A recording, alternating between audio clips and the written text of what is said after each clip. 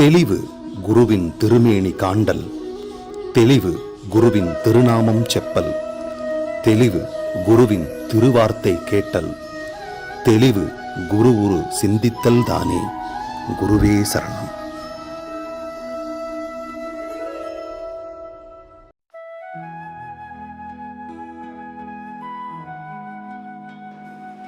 வணக்கம், நான் உங்கள் ஆத்ம நண்பன் பேசுகிறேன்.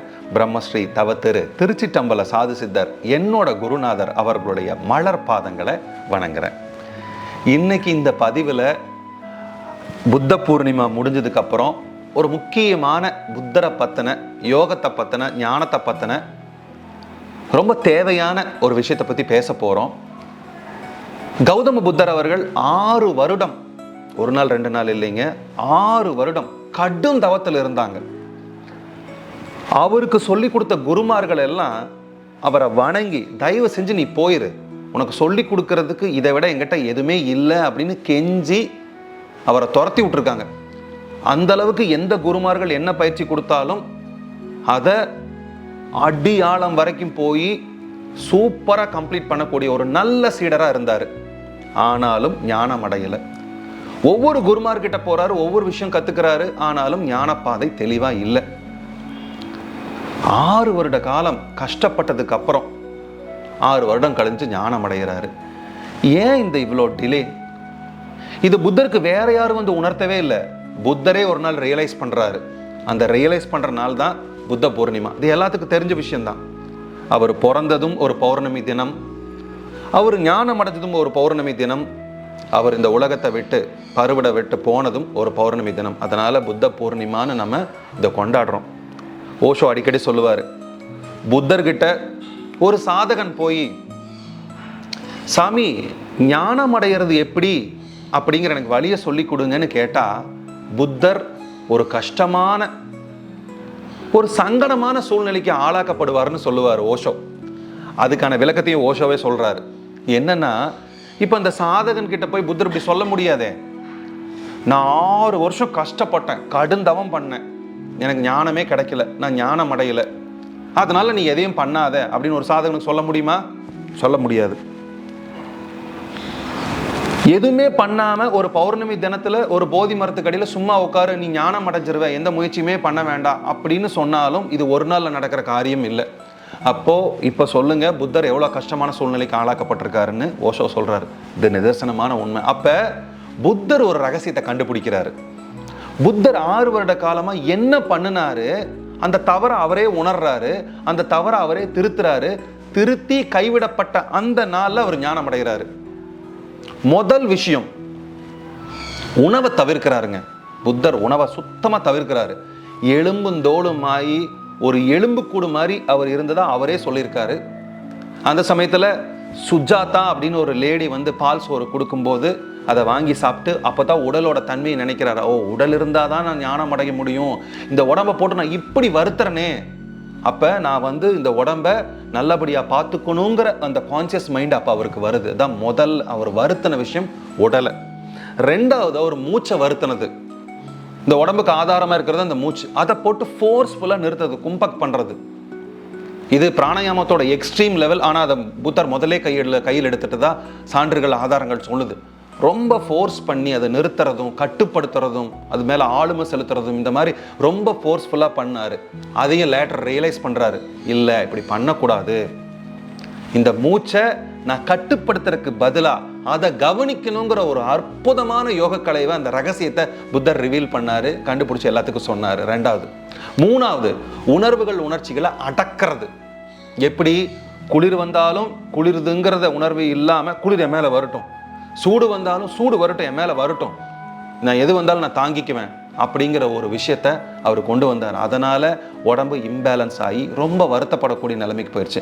கடைசி ஒரு விஷயம், ஃபோர்ஸ் பண்றது, மனசை ஃபோர்ஸ் பண்றது, எண்ணங்களே வரக்கூடாது, நில்லு நில்லு நில்லு நில்லு நில்லுன்னு. லேட்டரா மறுபடியும் அதை புரிஞ்சுக்கிட்டாரு. மனதினுடைய ஓட்டத்தையும் எண்ண ஓட்டத்தையும் நான் கவனிக்கணும், அதை ஆளுமை செலுத்தக்கூடாது, அதை நான் ஃபோர்ஸ் பண்ணக்கூடாது அப்படின்னு. கடைசியா புத்தர் ஒரு சாராம்சமான விஷயம், 6 வருட உழைப்பு, கடும் தவம், உடல் மனது உயிர் சக்தியை வருத்தி அவர் கண்டுபிடிச்ச அந்த 6வது வருஷம் கண்டுபிடிச்சு அத்தனையும் டிராப் பண்றாருங்க. இதெல்லாம் ஒரு நான்சென்ஸ் டிராப் பண்றாரு. அப்போ அவர் சொல்ற டிக்ளரேஷன் என்னன்னா, அதிகமான சுகபோக வாழ்க்கையும் இருக்கக்கூடாது, அதிகமான தளர்வான வாழ்க்கையும் இருக்கக்கூடாது, மிடில் பாத், ஒரு சமநிலையான வாழ்க்கை முறை, யோக முறை தான் நம்ம ஞானத்துக்கு நம்மளை வழிவகுக்கிற ஒரு அற்புதமான விஷயத்தை கண்டுபிடிக்கிறாரு. இதை கண்டுபிடிச்சதுக்கு அப்புறம் தான் அதை வாழ்க்கையில அந்த மொமெண்ட், அந்த க்ஷணம் அவர் நிகழ்த்துறாருங்க. அதனாலதான் புத்தர்கிட்ட ஞானம் அடையறதுக்கான மார்க்கத்தை கேட்கும்போது 6 வருஷம் நான் இப்படி அலைஞ்சு கஷ்டப்பட்டேன்னு சொல்ல முடியாது, நான் ஒரு க்ஷணத்துல டிராப் பண்ணுன்னு சொல்ல முடியாது. அதனாலதான் புத்தர்கிட்ட இப்படி கேட்கும் பொழுது அவர் வேற மாதிரி பதில சொல்றாரு. என்னன்னா, ஞானம் நான் அடையலைங்கிறாரு. அப்படின்னா ஒரு விதண்டாவாதமா குதர்க்கமா இருக்கும். ஞானம் அடைஞ்சதுக்கு அப்புறம் எனக்கு என்ன கிடைச்சது அப்படின்னு அவர் சொல்லல. அவர் என்ன சொல்றாருன்னா, என் உடம்புக்குள்ள ஒரு பொக்கிஷம் இருந்ததை இவ்வளவு நாள் நான் தெரியாம இருந்தேன், அதை இப்ப தெரிஞ்சுக்கிட்டேங்கிறாரு.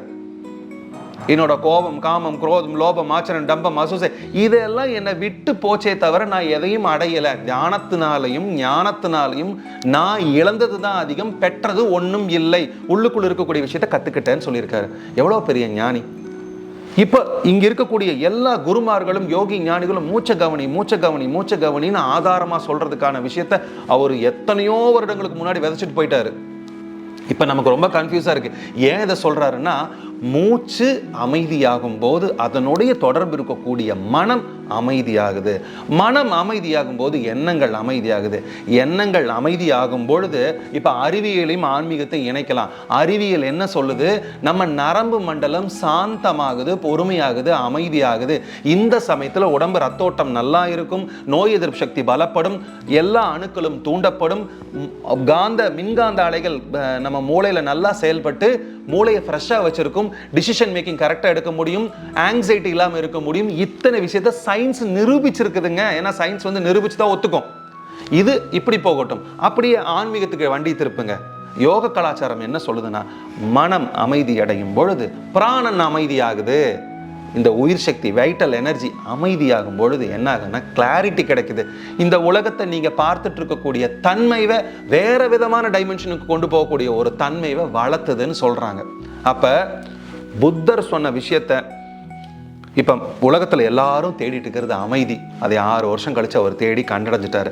அவர் சொல்லக்கூடிய விஷயத்த நம்ம எப்படி எடுத்துக்கணும்? அவரோட சிலையை வச்சுக்கிறோம், அவரை அழகுபடுத்துறோம், எல்லா பக்கம் அவரோட சிலையை வச்சுக்கிறோமே தவிர, புத்தருங்கிறது ஒரு மனிதன் அல்ல, புத்தருங்கிறது ஒரு தன்மை, புத்தத்தன்மை. அந்த புத்தத்தன்மையை நம்ம எப்படி கொண்டு வரணும்னா, எனக்கு வாசி யோகம் தெரியாது, குண்டலினி யோகம் தெரியாது, எனக்கு எந்த யோகம் தெரியாது, நான் வீட்டில் தான் இருப்பேன், எனக்கு எதுவுமே தெரியாது அப்படின்னா கூட நீங்கள் புத்தத்தன்மை அடைய முடியும். என்னன்னா, ஒரு நாளைக்கு 1/2 மணி நேரத்துலேருந்து 3/4 மணி நேரம் வரைக்கும், அப்படி இல்லையா உங்கள் வயசை வச்சுக்கோங்க. இப்போ உங்களுக்கு 40 வயசுனா 40 நிமிஷம் நீங்கள் தியானத்தில் உட்காரணும். ஒவ்வொரு நாளும் தவிர்க்கவே கூடாது.